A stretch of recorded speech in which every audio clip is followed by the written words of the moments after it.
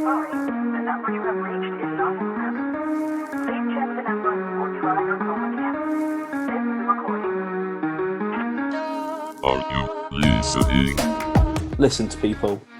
Learn what you can. What is racist and what is just ignorance? If you've got a friend or an ally or somebody in your corner there to support you, amazing. I just can't wait for the day where we're no longer pleasantly surprised that someone is LGBT+. Ask questions on a personal level, do better. Asking pronouns. It was like the moment that I realised I was different. Winning that award topped this year off for me. Because without you, this world wouldn't be the same. Are you listening? Are you listening? Are you listening? Are you listening? Disclaimer: all views shared by young people are their own. They do not represent the views of Oxfordshire youth. Trigger warning: within this we would touch on anxiety, depression, abuse, suicide, and if this is triggering for you in any way, please feel free to pause this episode and listen to another one. Hi there, it's Darius. I'm the youth-led content creator here at Oxfordshire Youth. We are on episode 3 of season 4 of Are You Listening?, the Oxfordshire Youth podcast. We are so happy that you could join us. Make sure you subscribe. Share with your friends, your family, your colleagues and your teams. Share on social media and amplify the voices of young people to make sure that many more people are actually listening. We want these Health Watch episodes to reach every professional working with children and young people, whether that's in Oxfordshire or beyond. Let's get into this episode. Hi and welcome back to Are You Listening? From Oxfordshire Youth. Today we're kicking off season 4 with our little mini-series. We're kind enough to be sponsored by Health Watch, who are the independent health and social care watchdog for Oxford. They would like to hear our opinions and experiences, and we are more than happy to give them. They are sort of in charge of, liaising with different health and social care services around the county and making sure our voices are heard. And we were also very, very kindly being hosted in this nice space by St Edward's School. We're using their nice facilities to record this episode. We are here with another episode of the Are You Listening podcast, a podcast for young people by young people. I'm Hamzah and I'm joined by Molly once again. How are you, Molly? I'm doing good. How are you? I'm doing alright.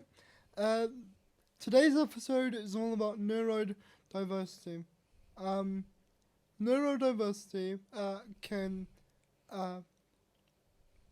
mean a whole abundance of different conditions, such as ASD, autism spectrum disorder, ADHD, OCD, obsessive compulsive disorder, and many others that I may or may not remember throughout the course of this podcast.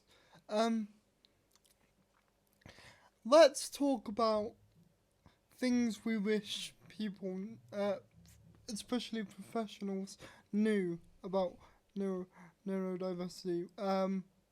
Molly, what are your thoughts? Many thoughts, head full. So I feel like I'm very fortunate in that I can articulate things quite well, and I know that for other autistic people sometimes that can be quite difficult. And so I used to go to an autism school, so a school that was exclusively for kids with autism. And my biggest gripe the whole time that I went there was the way that they would sort of treat the kids when they were trying to express something. So if there was a problem and someone got angry or upset or something like that, then they sort of wouldn't listen to what they were saying until they'd calmed down. And I didn't feel like that was right, that you should have to sort of perfectly articulate your thoughts and feelings every single time and not get emotional in order to be listened to. So tone is something that autistic people are known to struggle with. So why would you as a teacher at an autism school get angry or upset or just zone out whenever someone's tone isn't quite right? And So I kind of felt quite strongly about helping kids to sort of articulate their feelings and almost like, I guess, play the system. Like, okay, you want me to be professional and formal and emotionless, I'll do that, and I'll tell you what you don't want to hear. I kind of dealt with the same thing in school, where I think this can encompass a lot of things when it comes to the conflicts that can arise between adults and those with some sort of condition, whether it be physical or mental. Whenever I try to kind of convey to a teacher, oh, this is getting too stressful, oh, I can't really learn with this method, could you try a different one? They would just like,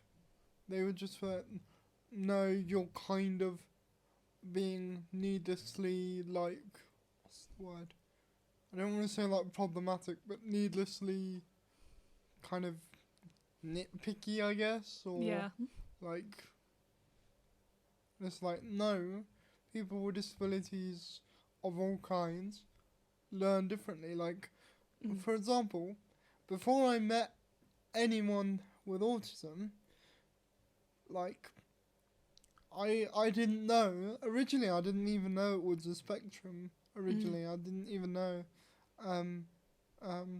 so when I met my first autistic person, I just assumed that the majority of them would act similarly, but then as I grew older, I had multiple best friends, including my current one, throughout my life, who are autistic, who act completely differently and independent of one another.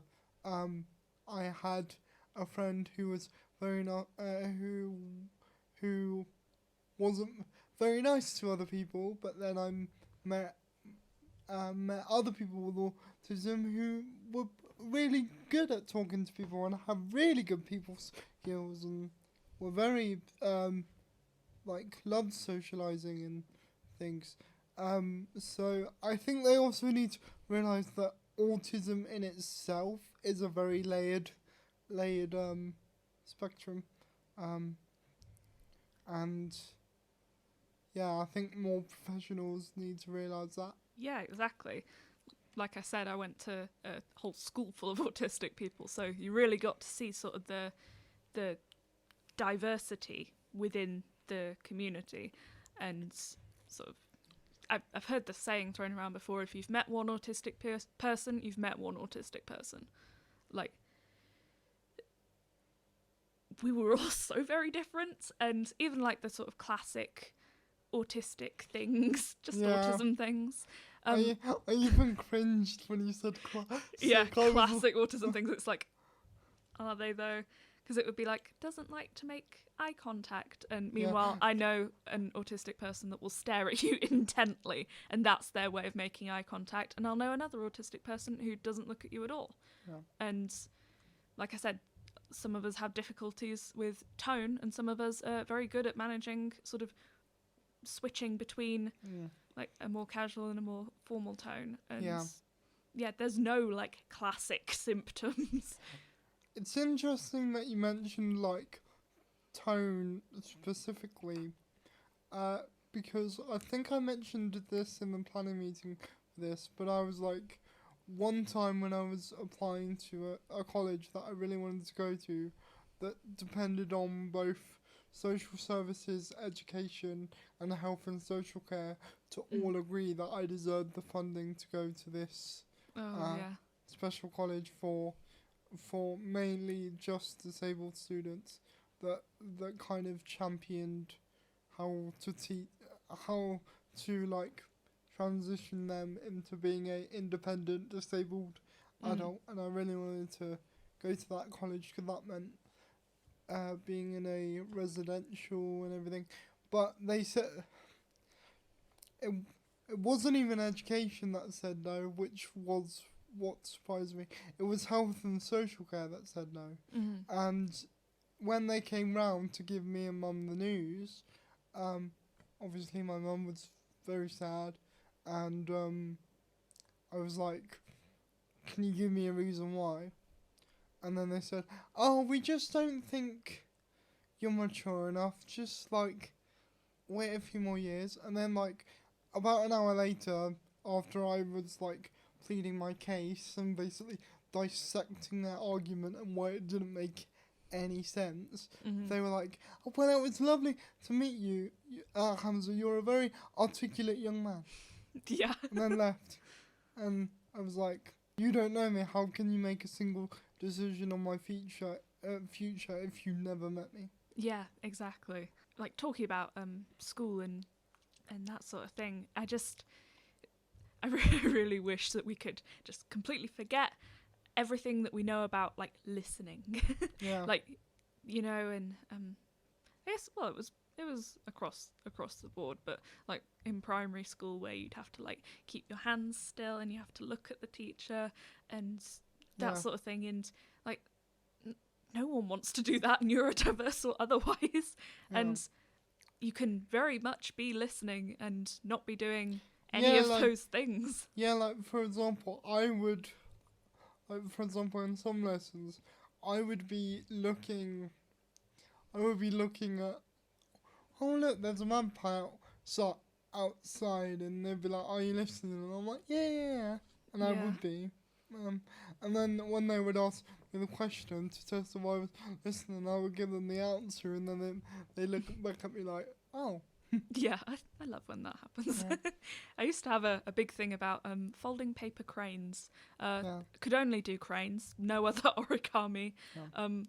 And I used to do that all the time in class. My whole notebook would turn into cranes, and every single time they'd be like, there's no way you're concentrating while you're doing that. And I'm concentrating better because I'm doing that.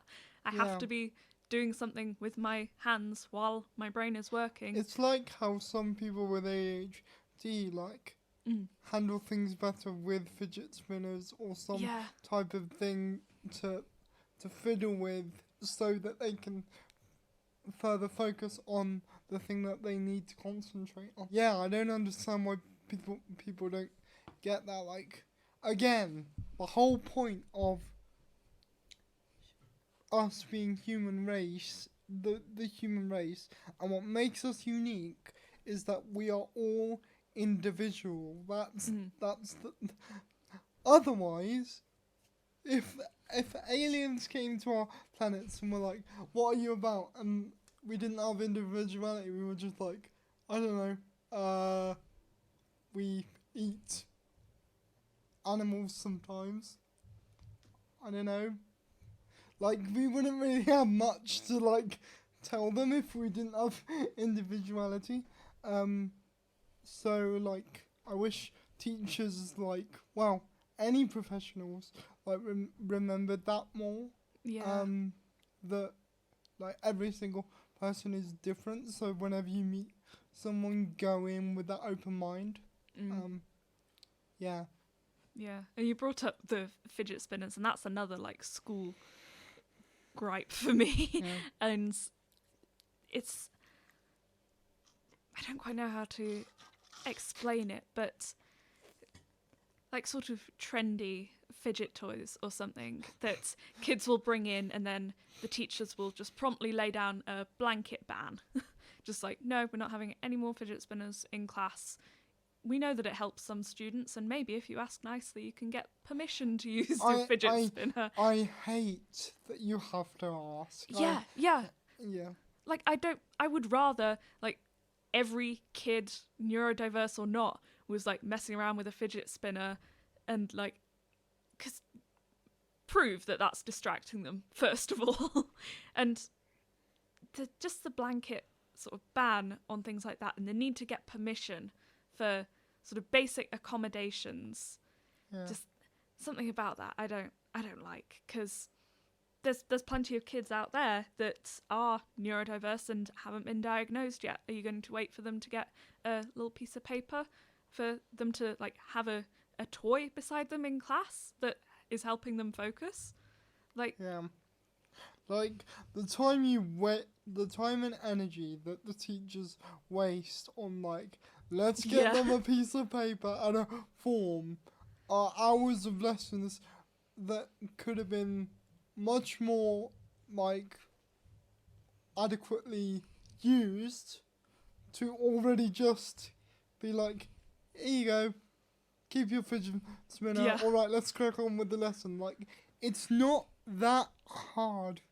People. Let's put the same energy into that is put into like banning Pokemon cards or something. Let's take that energy and let's put it into bullying. Stopping bullying. Yeah, let's take the same energy that American teachers use to ban TikTok on campuses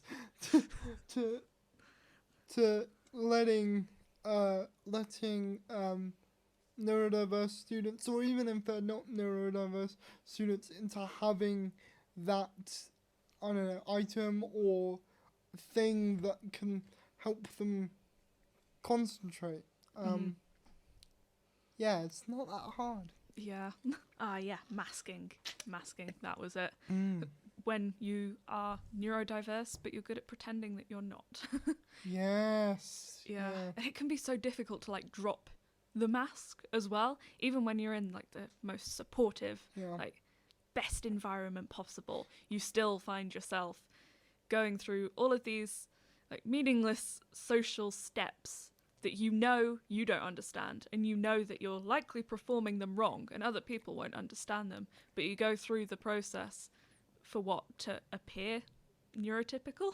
Yeah. Another one of my best friends is autistic, and she told me she was autistic. I wasn't surprised because I already had autistic friends at that point who could socialise well and socialise really well, and I was like, "You're really confident. I wish I had your confidence." And she's like, "I'm not confident at all. I just pretend to be." Yeah, that's it. And she was like, she was like, I hate how the people in I hate how some people, like, in school settings, like, don't listen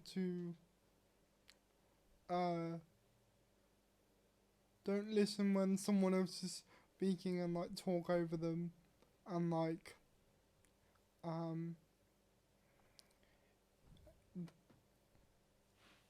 what was my point going? My point was like she comes off very confident, but she like told me that she's like scared and like has a lot of anxiety like 90% of the time, but she puts on a front of like being like super happy to be on stage and everything. So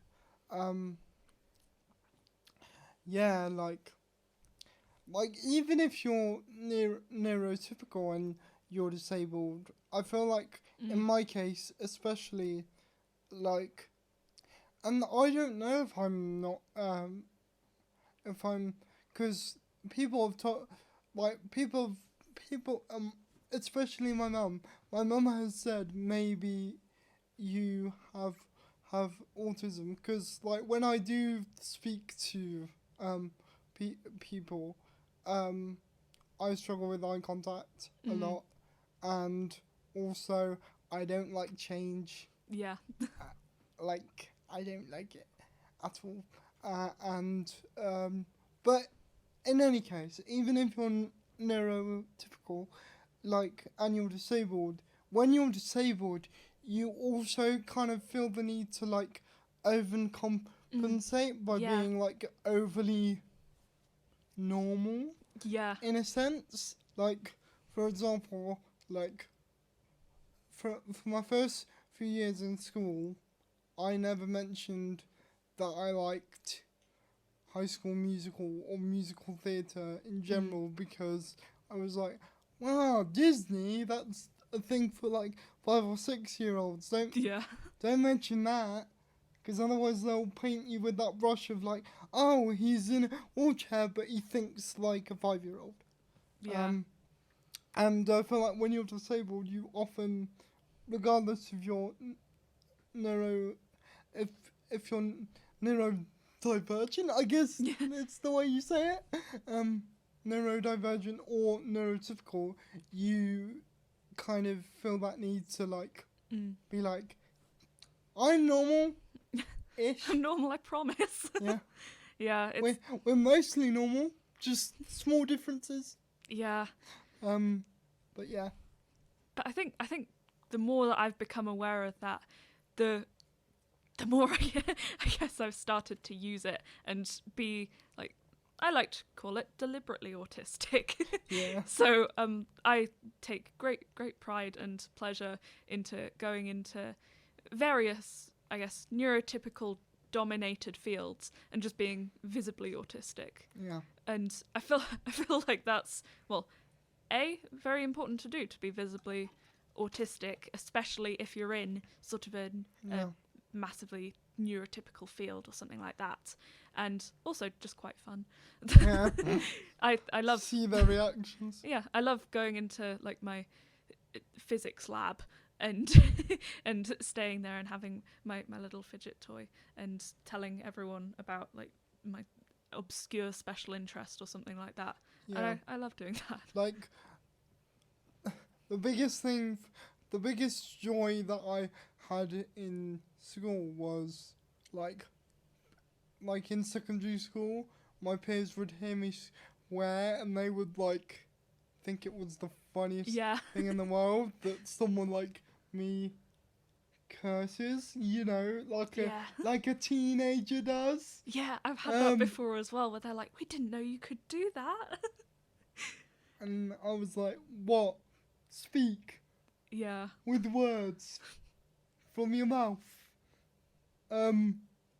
Obviously, some people don't have the ability to speak or are mute. And, but yeah, I just hate, I will cherish the day where someone who is disabled, doesn't matter what condition they have, someone disabled walks up to someone neurotypical or able-bodied, and they're just like, oh, by the way, I'm in a wheelchair, and they're like, cool. Yeah. Like, it's never that reaction. It's always like either weirdo or it's Yeah, the little Yeah. The little like, oh, I didn't know you were like. Yeah. I would have never guessed. That's why it's so hard for disabled people to date. Yeah. Because, like, when you meet someone, it's often like, what is their impression of me? Like, and can I make that impression change? Probably not, because they already have that impression that I like CVVs at age 20 and, like, want to watch Teletubbies or something on a date or something. Which I do not. I just wish people had that open mind when it came to, like, that's why I always say ask me questions. Yeah. Like, because it's like, yes, we can have kids. Yes, we can what's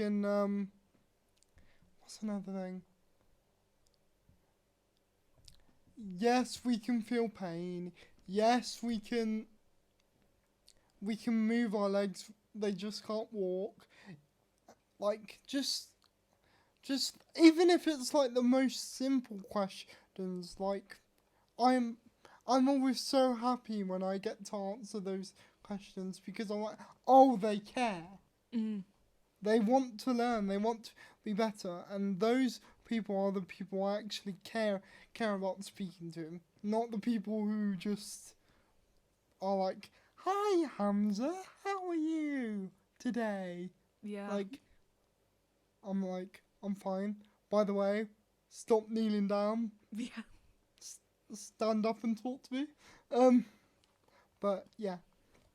Yeah, for the first time the other day, I was talking to someone and I mentioned that I was autistic, and they were like, oh, are you like okay with me like touching you? I just realized I gave you a hug when we met. Is that all right? And I was like, damn, no one's ever asked me that before. That's really nice. And like, yes, it's fine for you to hug me. Just like give me a warning. I'll prepare. And I guess also there's so many sort of layers to being autistic. There's autistic and also physically disabled. There's autistic and your gender and sexuality and identity. And there's like being autistic and your race. And for example, so many women are underdiagnosed with autism because they tend that's what to just I noticed, because I have a couple of autistic female friends now, and the one common story I always get was, it took me so long to get diagnosed. Yeah, my brother is also autistic, and he was diagnosed when he was 8, and I was diagnosed when I was 14. Yeah. And it from what I've heard, it only gets worse with like your race and your ethnicity.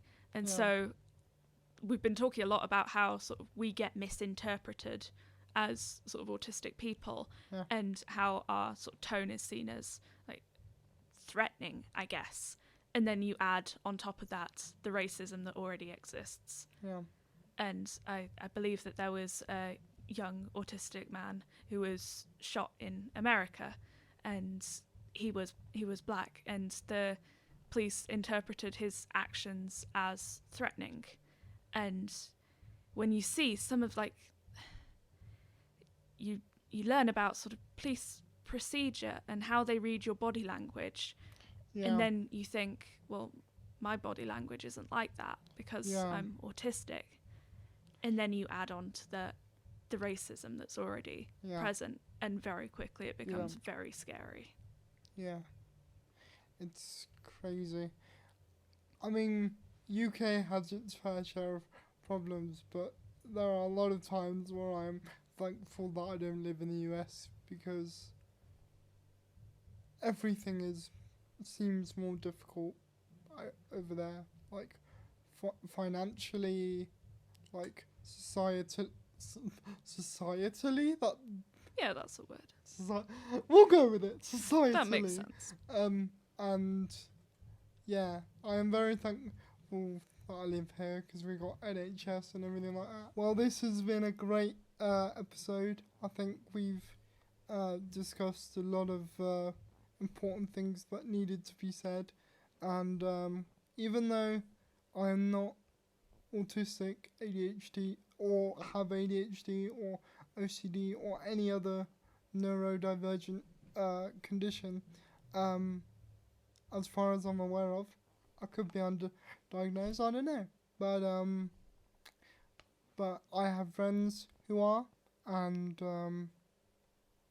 I hope when they listen to this they know that we love them, because we do. Yeah, that's good. I like to take it in a slightly more spiteful sense. Be maliciously weird. Be deliberately weird. Yes. Be visibly autistic in public. Yes. Do it. Yes. Wear a t-shirt that says Top Gear. I have. Yes. Represent the special interest. Yeah. Wear the big noise cancelling headphones. You can go for the little tiny in-ear ones. I like the big ones, the proper ear defenders. Carry your little stim toy. Flap when you're excited. Do it. It feels great.